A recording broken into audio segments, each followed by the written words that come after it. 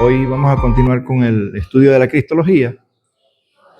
Y bueno, a ver hasta dónde me permite el tiempo hacer algunos comentarios pertinentes a esta época sobre la Navidad, la certeza de si Cristo nació por este tiempo o no, si es conveniente celebrar la Navidad o no, varias cosas que preparé un material que creí conveniente, ya que estamos en esta época, pues incluir dentro del estudio de la Cristología un poco sobre este tema. Pero bien, vamos a continuar donde dejamos la semana pasada, y es las obras de Cristo, pero hoy en el presente, ¿no?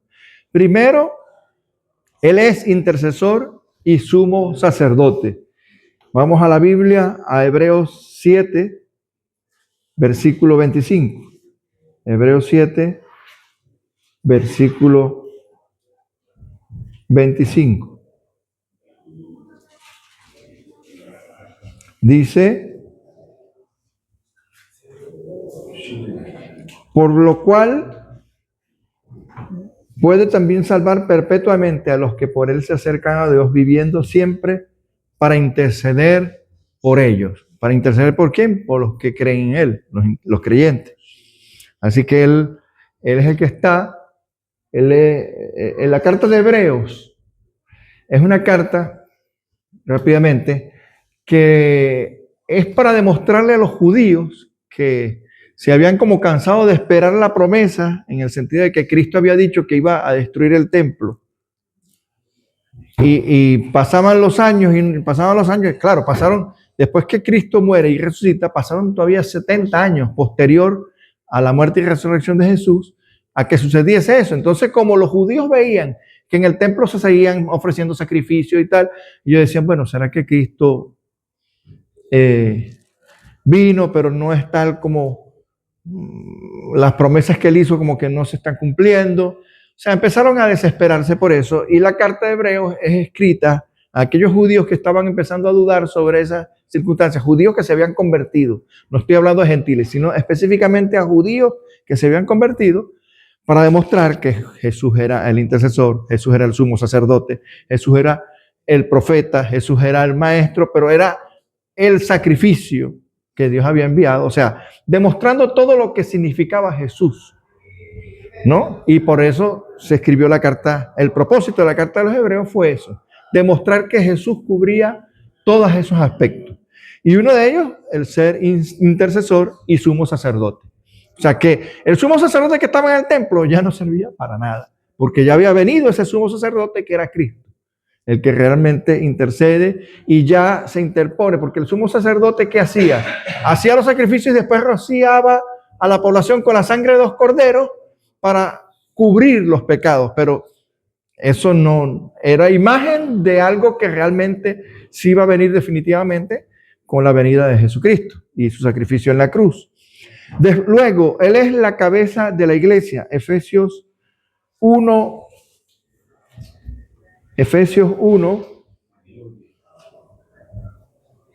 versículos 22 y 23.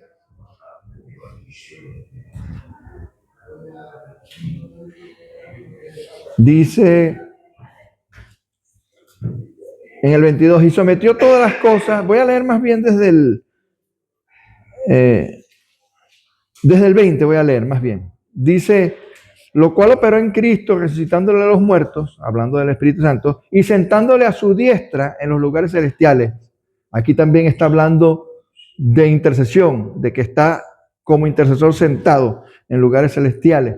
Sobre todo principado y autoridad y poder y señorío, y sobre todo nombre que se nombra, no solo en este siglo, sino también en el venidero. Y dice en el 22: y sometió todas las cosas bajo sus pies, y lo dio por cabeza sobre todas las cosas a la iglesia, la cual es su cuerpo, la plenitud de aquel que todo lo llena en todo. O sea, que Dios le dio un lugar a Jesús para todas estas cosas que acabamos de leer, ¿no? Y la iglesia es su cuerpo, pero Él es la cabeza de la iglesia. Entonces, esa es una de las obras que aún sigue siendo. O sea, no es que Jesús fue inicialmente, no. Hoy Jesús es la cabeza de la iglesia. Aún hoy, en el presente. Estamos hablando de hoy. Ahora, es mediador de un nuevo pacto. ¿Por qué? Primera de Timoteo, capítulo 2, versículo 5. Porque hay un solo Dios y un solo mediador entre Dios y los hombres, Jesucristo, hombre. Ya no hay eso que leíamos y que comentaba antes en la carta de Hebreos, que los judíos dudaban de que el sumo sacerdote era realmente el mediador entre Dios y los hombres. No. Ya Cristo ahora ha venido a ser Cristo el único mediador entre Dios y los hombres, y nosotros los hombres. Amén. Es el rey venidero y el juez de toda la tierra. Esa es otra de las obras. Esa ya es una promesa que tenemos que esperar, ¿verdad? Y estamos esperando. Apocalipsis 19.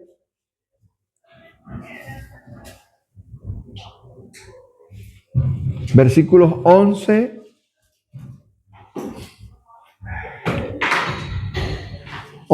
Versículo 11 al 16. Ahí Juan está describiendo una visión que está viendo.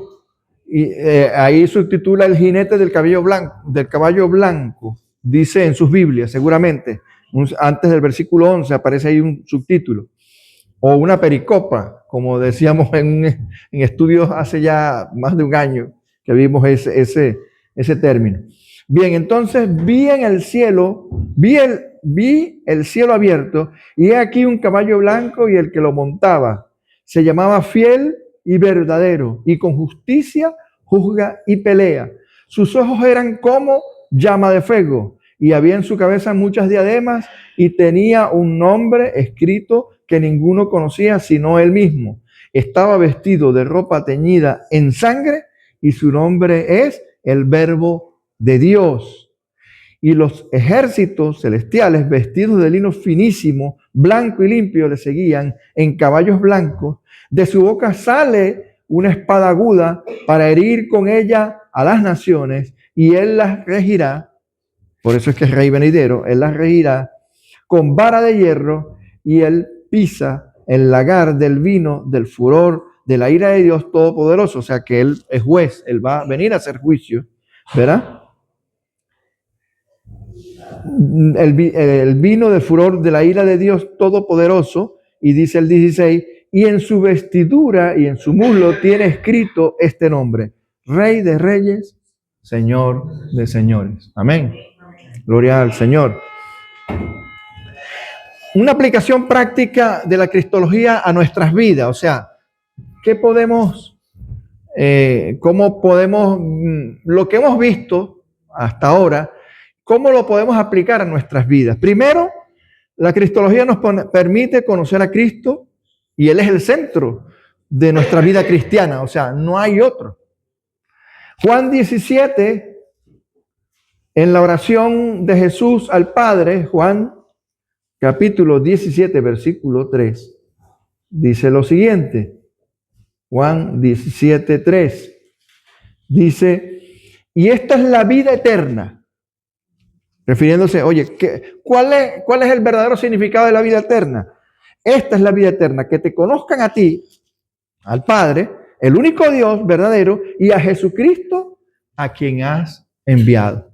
Entonces, eso es lo importante de nuestra fe. No hay otro elemento más importante en nuestra fe que conocer que Jesús es el que nos muestra al Padre, y que Él, que ha sido enviado, ¿verdad?, es el centro, es el, como dice también la palabra, es el autor y consumador de nuestra fe. Amén. Eso es importante. Otro aspecto importante y una aplicación práctica para nuestras vidas es seguir su ejemplo. Primera de Pedro 2. Vamos a Primera de Pedro, capítulo 2. Primera de Pedro, capítulo 2, versículos 21. Dice, pues para esto, refiriéndose a nosotros, ¿no? Pues para esto fuisteis llamados, porque también Cristo padeció por nosotros, dejándonos ejemplo para que sigáis sus pisadas. O sea, que la vida cristiana, el centro de la vida cristiana, es que tenemos que vernos en Jesucristo cómo vivió Jesucristo y tratar, nunca vamos a ser igual a Cristo, ¿eh? Seremos semejantes a Él una vez que partamos y estemos en su presencia. Pero aquí tenemos que buscar semejarnos lo más posible a Él.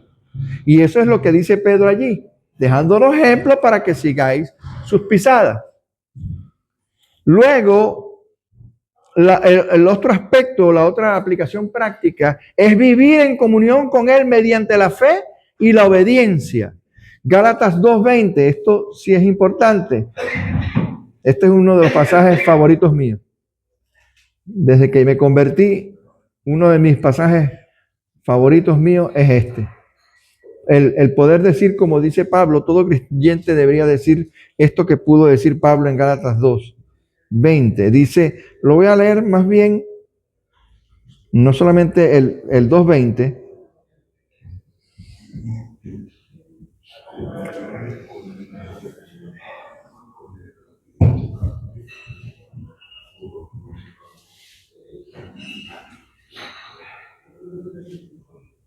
Voy a leerlo desde el 17. Fíjense lo que dice Pablo allí. Y si yo buscando ser justificado en Cristo, también nosotros somos hallados pecadores. ¿Es por eso Cristo ministro del pecado? En ninguna manera. Porque si las cosas que destruí, las mismas vuelvo a edificar, transgresor me hago. Porque yo por la ley, hablando, o sea, él está contrastando lo que significa seguir a la ley y lo que significa seguir a Cristo.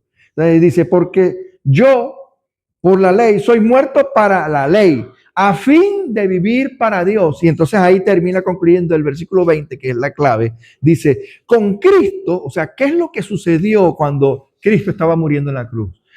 Con Cristo estoy juntamente crucificado. Espiritualmente nosotros también estamos allí. Y ya no vivo yo, mas vive Cristo en mí. Y lo que ahora vivo en la carne, lo vivo en la fe del Hijo de Dios, el cual me amó y se entregó a sí mismo por mí. Amén.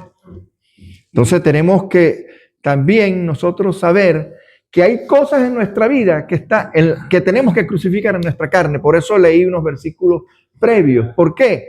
Porque el creyente tiene una lucha con su propia carne. Y mientras estamos en este cuerpo, como dice Pablo en Romanos 7, ¿quién me librará a mí de este cuerpo de muerte? Dice Pablo en Romanos 7. ¿Quién me librará? O sea, es esa lucha interna que tiene el creyente. Por eso es que estamos llamados, y eso también tiene que ver con seguir su ejemplo. Pero tenemos que crucificar nuestra carne y buscar siempre parecernos lo más posible a Jesús. Amén. Entonces, para eso es que es importante conocer la cristología. Otra cosa, y esto sí es conocido de todos nosotros, es que si conocemos a Cristo, tenemos que saber que debemos anunciar al mundo su evangelio. Y este es un pasaje por todos conocido, Mateo 28, 18 al 20, que es la gran comisión, que Él nos pide a nosotros que vayamos por el mundo, testifiquemos de Cristo, prediquemos su evangelio, hagamos discípulos, ¿sí? Hacer discípulos y bautizarlos en el nombre del Padre, del Hijo y del Espíritu Santo. O sea, nos manda. Fíjense que esto no es una tarea, que hay mucha gente que, por eso no entiendo cómo te puedes conformar en simplemente venir a la iglesia todos los domingos y no poner tus dones a disposición de Dios. O sea, nosotros somos más que llamados a congregarnos a una iglesia todos los domingos, es a hacer cosas para Dios. Y Dios hablamos ya en neumatología, en clases pasadas, cómo Dios dispuso dones en cada uno de nosotros. Y cada uno de nosotros formamos parte del cuerpo de Cristo, ¿cierto? Y entonces, claro, no tenemos, hay algunas funciones que son comunes en todos nosotros, pero hay otras funciones que son específicas. Y hay algunos que están llamados, la función de ir y predicar el evangelio es de todos, es común a todos. No es para algunos y para otros no, es común a todos. Ese es un don que ha sido dado a todos nosotros y todos nosotros debemos testificar de Cristo. Amén. Entonces, para eso es la aplicación práctica. Bien, la cristología no es solo un estudio doctrinal. sino que tiene que ser algo experimental. Si bien yo les estoy dando clases, a lo largo de todo este tiempo he estado dándole clases, quizás vamos a decirlo, muy teóricas, no, pero lo importante es que nosotros experimentemos la vida de Cristo en nosotros. No solamente hemos visto, sí, un estudio, un análisis, varios aspectos de lo que es la cristología, pero más que una doctrina es también una experiencia, y una experiencia de adoración. Jesús es el centro de la historia, Él es el que revela a Dios, Él es nuestro Salvador, el Salvador del mundo, y es el Rey eterno, ya lo vimos. Negar o distorsionar quién es Cristo es socavar el fundamento de nuestra fe. ¿Por qué? Porque Él es el autor y consumador de nuestra fe. La cristología nos lleva más allá de un Jesús meramente histórico, que eso es lo que le pasa al mundo. Hay mucha gente que tú le hablas de Jesús por esta época, sobre todo en Navidades. Y sí, conocen a Jesús histórico, pero no tienen idea de la magnitud de lo que significó ese sacrificio en la cruz. De la importancia de eso. ¿Qué fue lo que dispensó Jesús allí en la cruz con su muerte? Eso sí no lo conoce todo el mundo, sino todos aquellos que creemos. La iglesia sí. Y lamentablemente a veces algunos creyentes en la iglesia, profesando ser creyentes, todavía a veces desconocen estas verdades. Y no puede ser. Todo creyente debería estar claro en estas cosas que estoy exponiendo aquí, ¿no? Que no es meramente un personaje histórico, un maestro moral. Inclusive a veces es manoseado por la política. ¿Cuántas veces hemos visto? Yo lo he visto en mi país. Presidentes de repúblicas diciendo que Cristo es un revolucionario, un gran revolucionario, No puedes tomar a Cristo como eso, no es eso. Él es el Salvador del mundo. Él es el que vino a salvar al hombre de una muerte eterna, para darnos vida eterna.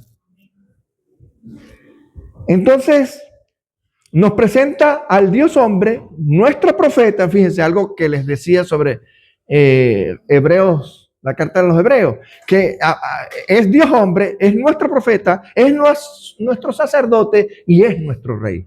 O sea, Él cubre todo lo que el Antiguo Testamento se encargaban varios elementos de hacer esa figura de Dios. Él viene a resumir todo eso. Dios se resume en Jesús.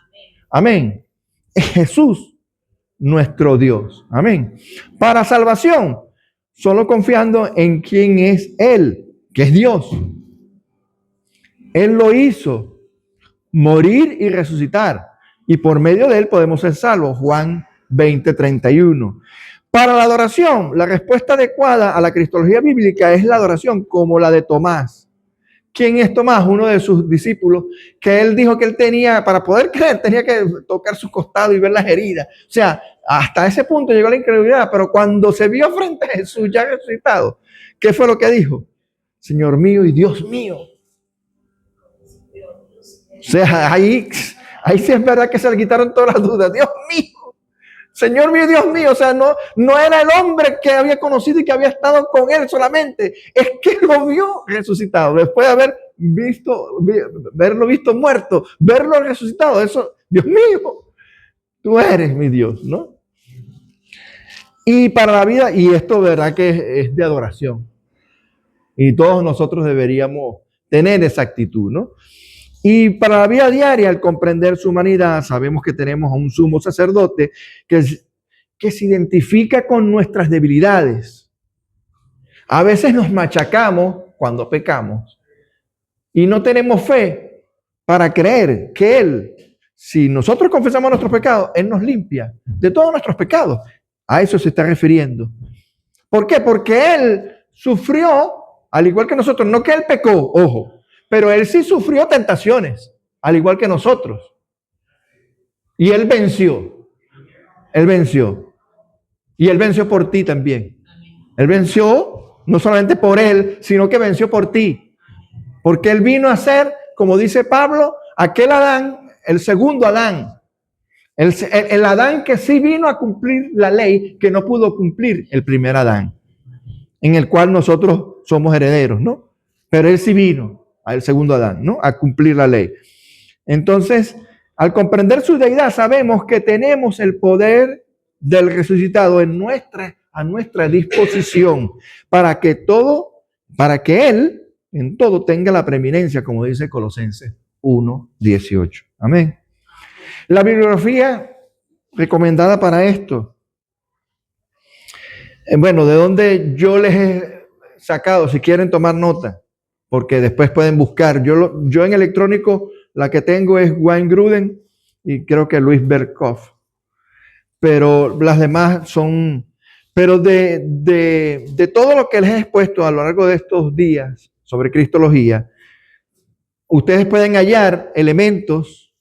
Claro, yo aquí en esta diapositiva lo que estoy haciendo es un resumen, porque cristología sería una materia dentro de un instituto teológico para graduarse de pastor, por ejemplo. Hay gente que estudia teología y pasa no una semana ni 2 semanas, sino un cierto tiempo estudiando, ¿no? Yo lo que estoy haciendo apenas con estos elementos de teología sistemática es dar como elementos más importantes y algo muy superficial, vamos a decirlo así, muy sucinto, muy resumido. Pero si el que quiera profundizar, ahí están los libros. Wayne Grudem, eso se consigue en internet. Usted pone teología sistemática de Wayne Grudem y ahí aparecen muchísimas cosas. Aparece armatología, neumatología, cristología. O sea, él tiene todas estas cosas desglosadas así también. Y ahí usted puede profundizar, igual que Louis Berkhoff. Son libros que son de escritores bastante antiguos, no son de este siglo inclusive, pero que están escritos desde hace muchos años y que hoy por hoy todavía forman parte de la bibliografía que debería tener todo cristiano o todo pastor, ¿no? Ahora bien, vamos a lo que les prometí y yo anuncié ayer por WhatsApp en el grupo. Y es que ya que estamos por la época de Navidad, es importante que nosotros como creyentes tengamos claro el significado de estas fechas. Y vamos a escudriñar un poco hasta qué punto es cierto que el 25 de diciembre nació Jesús o no nació Jesús, ¿no? Nació Jesús el 25 de diciembre. ¿En qué mes judío se le atribuye el nacimiento de Jesucristo? Y aquí estuve investigando, porque ¿qué pasa? Nosotros tenemos un calendario diferente al judío. Vamos a partir primero por eso. Los judíos tienen un calendario que es lunar y el nuestro es gregoriano. ¿Por qué ese término gregoriano? Porque quien impuso ese calendario era un emperador del Imperio Romano que se llamaba Gregorio. Por eso, de allí el término gregoriano, ¿no? Entonces, el calendario que hoy usa el mundo, que es enero, febrero, marzo, abril, es un calendario gregoriano. Pero los judíos tienen otro tipo de calendario. El gregoriano es solar. El judío es lunar. O sea, hay una diferencia. Vamos por aquí, voy a dar algunos datos. El calendario judío tiene meses de 29 a 30 días. Nosotros tenemos, el gregoriano tiene solamente el mes de febrero, que es 28, o cuando es bisiesto, 29, pero los otros meses son de 30 o 31. Ahí ya hay una diferencia. ¿Por qué? Porque el judío es de 354 días el año y el de nosotros es de 365 días el año. Entonces ahí hay una, ¿no? Pero hay gente estudiosa que lo que ha hecho es compaginar los dos calendarios para ver más o menos, ¿no? Cómo dar con esa fecha, ¿no? Estoy poniendo ahí como un colchón para que más o menos ustedes entiendan, pero no, o sea, esto es mucho más profundo, pero yo estoy tratando de, resumiendo, explicar, ¿no? Entonces, se pueden compaginar, ¿no? La Biblia nos da una fecha, primero, la Biblia no da una fecha exacta o explícita del nacimiento de Jesucristo. El que diga eso está mintiendo porque en la Biblia no da ninguna fecha. Pero sí ofrece indicios cronológicos que permiten ubicarlo con bastante probabilidad en un mes específico del calendario judío. La posición más sólida desde el estudio bíblico es que Jesús nació en el mes judío de Tisri, ¿no? A continuación explico por qué esto paso a paso. Primero, el punto de partida bíblico es el turno sacerdotal de Zacarías. ¿Quién es Zacarías? Zacarías era el padre de Juan el Bautista. ¿Qué pasa? En Lucas 1, versículos del 5 al 23, está descrita la historia de lo que experimentó Zacarías, ¿no? Cuando se le anunció, porque su esposa también era estéril, él no esperaba tener un hijo y sin embargo su esposa concibió, ¿no? La esposa, ¿no? Conocemos. Entonces Zacarías, padre de Juan el Bautista, pertenecía a un turno sacerdotal. ¿Qué pasa? Los sacerdotes en el templo judío tenían un turno para el servicio.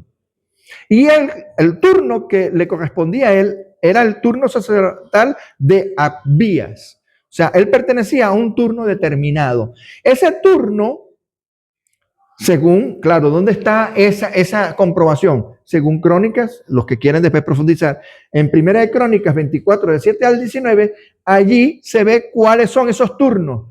Y él pertenecía al octavo turno de ese esquema de servicio. Bien.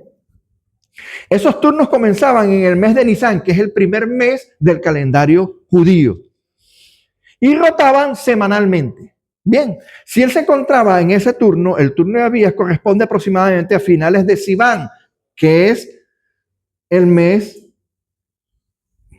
judío que correspondía al turno de Zacarías, que es comienzos de Tamuz. Tamuz es un mes judío que más o menos corresponde al mes de junio. No es algo exacto, porque a veces se solapan 2 meses con un mes judío. O sea, aparte de un mes, por ejemplo, mayo y junio, se solapa quizás con un mes judío. No es exacto. Por eso es que es difícil, porque no concuerdan exactamente todos los días del mes de junio, exactamente con todos los meses de un día del mes judío, sino que se solapan. O sea, no sé si me estoy dando a entender. ¿Se entiende eso? O sea, hay partes de días de un mes del gregoriano y parte de otro mes que quizás corresponden al lapsos del mes judío. Lo cierto es que Sivan, comienzo de Tamuz, que es más o menos junio, era el mes que correspondía al turno de Zacarías. Bueno, ahora vamos a la cronología del nacimiento de Jesús. Primero, la concepción de Juan el Bautista sí es conocida en la Biblia. ¿Por qué? Porque está en Lucas del 23 al 24. Zacarías vuelve a casa después de su servicio, donde le es revelado que él iba, y Elizabeth concibe poco después. La concepción de Juan el Bautista habría ocurrido en Tamuz, entre el mes de junio y julio. ¿Ves que Tamuz abarca parte del mes de junio y parte del mes de julio? Inicia a mediados de junio y termina a mediados de julio. Sí, vamos a ponerlo como que es la segunda quincena de junio y la primera quincena de julio, por decir, corresponde más o menos al mes de Tamuz, ¿no? Entonces, la concepción de Jesús, ¿qué se conoce de Jesús con respecto a la concepción de él? En Lucas 1, 26 al 27 y en el 36, el ángel Gabriel visita a María en el 6º mes del embarazo de Elizabeth, que es la mamá.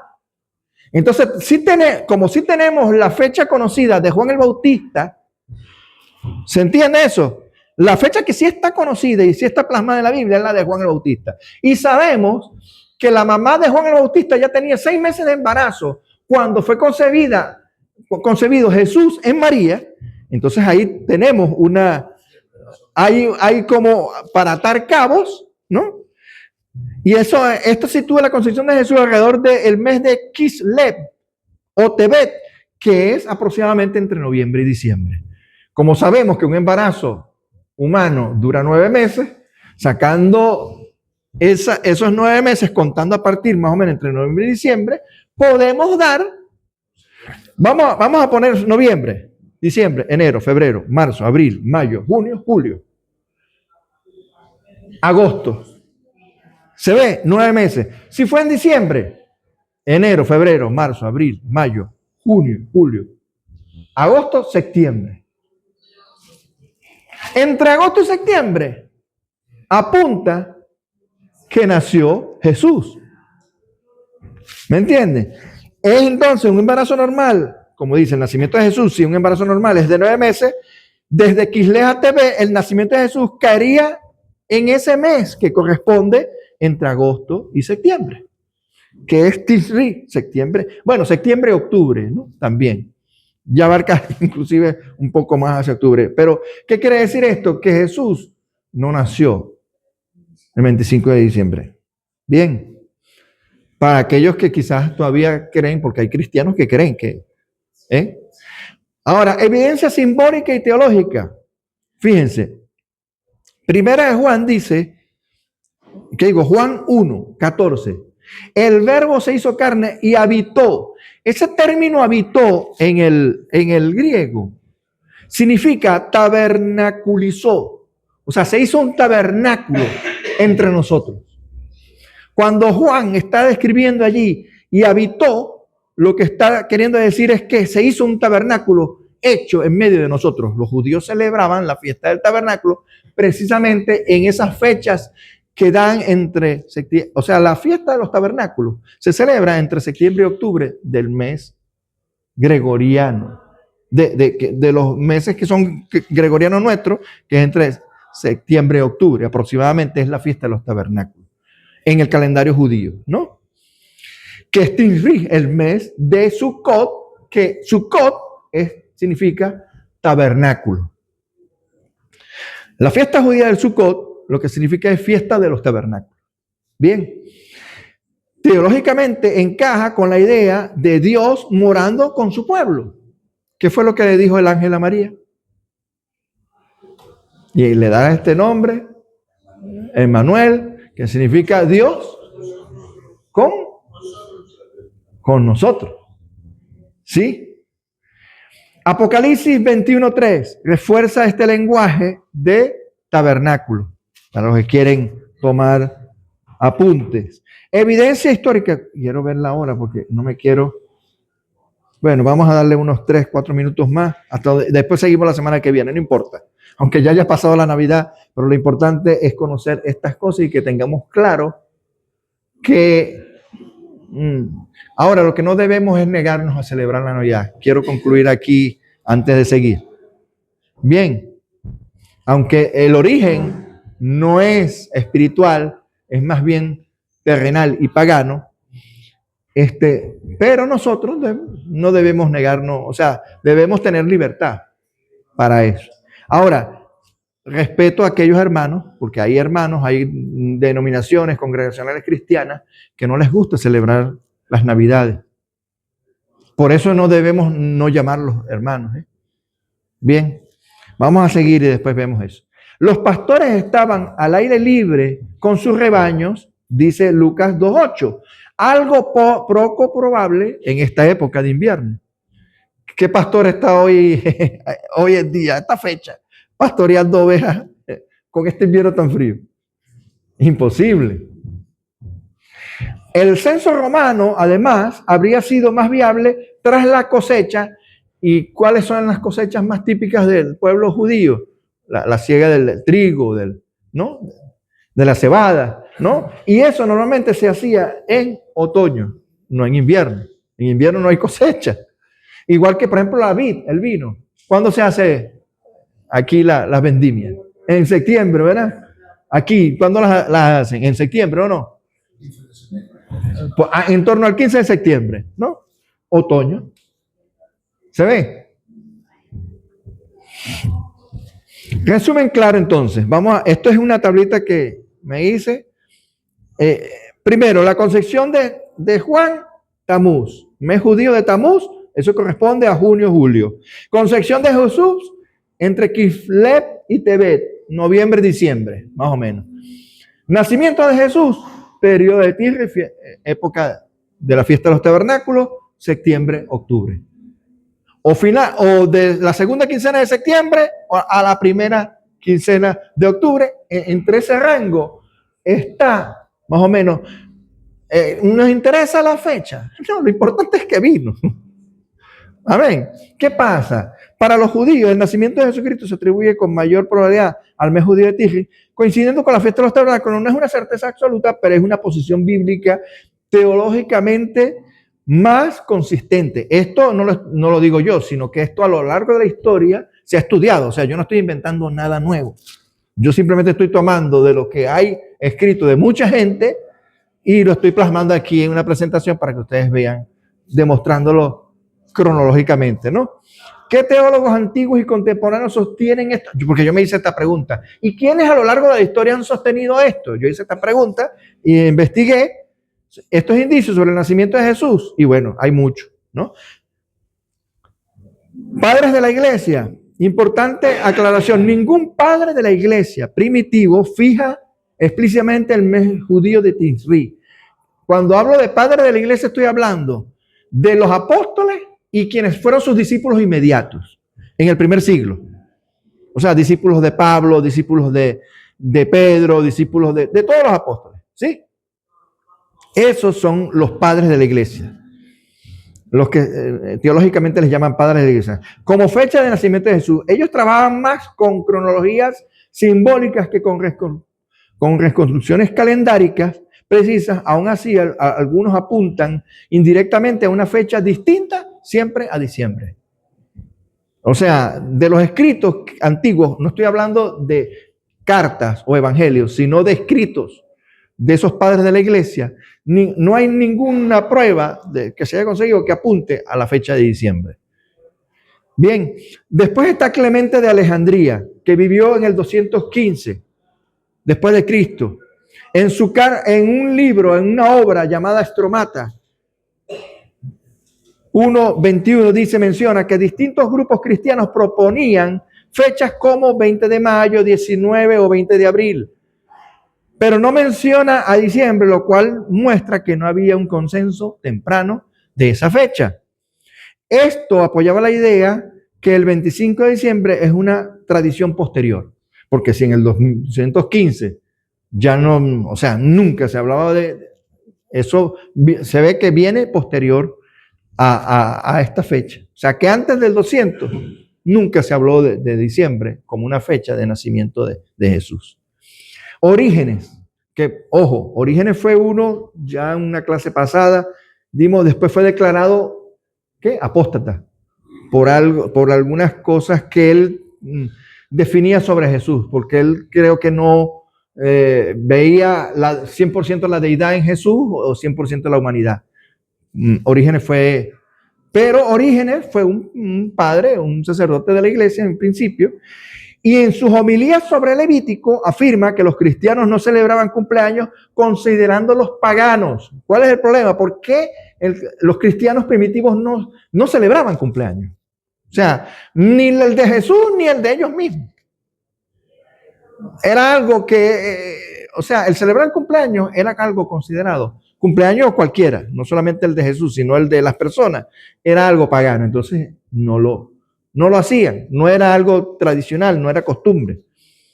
Nunca menciona una fecha para el nacimiento de Cristo, Orígenes. Refuerza que la fijación tardía de la fecha no fue apostólica, o sea, él dice que ni siquiera los apóstoles definieron una fecha de nacimiento. Hipólito de Roma, que vivió en el 235 después de Cristo. Comentario sobre Daniel, en un escrito que él hizo, un comentario sobre Daniel, en su capítulo 4 sugiere el 25 de diciembre, pero lo hace por cálculo simbólico no bíblico, basado en la idea de que la concepción y la muerte ocurrieron el mismo día. Bueno, eso es bien difícil, porque entonces el embarazo sería de 12 meses, no de 9. Algo muy, no muy científico, no muy ajustado a la realidad, ¿no? Su argumento no usa el calendario judío ni Lucas primero. Entonces, si no utiliza esos elementos que sí les he expuesto antes, utilizando Lucas 1 y el calendario judío, es difícil que podamos estimar estas cosas. Bien, yo lo voy a dejar hasta aquí, por razones de tiempo, porque ya necesitamos, ¿verdad?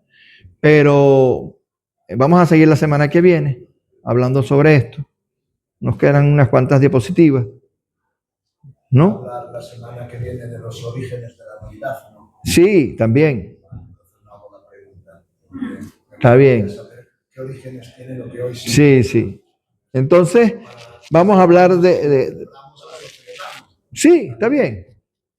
Lo que sí es importante es que estas deben ser unas fechas en la que como la gente, voy a poner un ejemplo, que yo no sé si ustedes se dan cuenta, aquí quizás no tanto, pero hay algunas comunidades y en otros países donde lo que dicen es felices fiestas, ni siquiera dicen feliz Navidad. Cuando tú le das a estas fechas otro nombre, porque ¿qué pasa? El término Navidad habla de natividad, nacimiento, ¿sí? Por lo menos ubica, lo bueno de eso es que, aunque se está anunciando que vino Jesús a este mundo, ¿no? Y eso es bueno porque es una oportunidad para evangelizar. Yo lo veo bien, es desde ese punto de vista. Yo como trabajo en una carnicería, hay gente en estos días, como ya estamos próximos a la Navidad y tal, al despedirse la gente, dice, bueno, que pasen buenas fiestas. Y yo le respondo, buenas fiestas no, feliz Navidad, le digo. ¿Para qué?